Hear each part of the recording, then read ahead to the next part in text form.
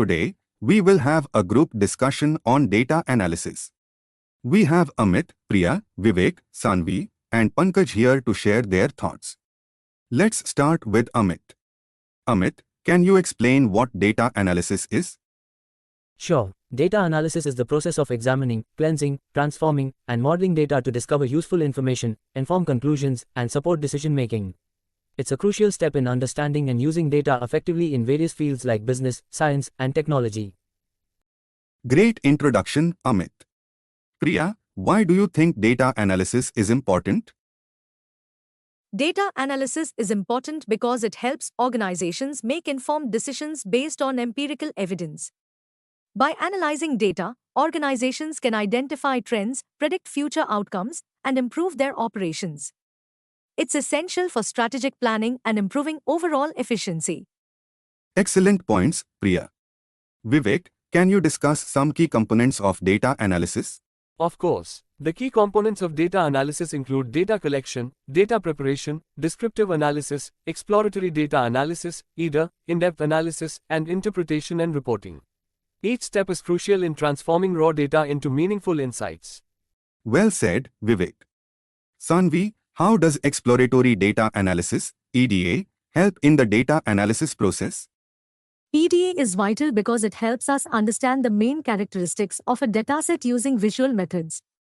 It involves summarizing data, identifying patterns, and spotting anomalies.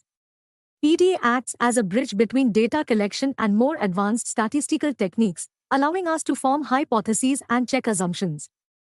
Very true, Sanvi. Pankaj, can you explain the difference between univariate, bivariate, and multivariate analysis? Sure. Univariate analysis examines a single variable to understand its distribution and key statistics like mean and standard deviation. Bivariate analysis looks at the relationship between two variables using tools like scatter plots and correlation coefficients. Multivariate analysis involves more than two variables and explores the interdependencies among them using techniques like multiple regression and factor analysis. Excellent explanation, Pankaj.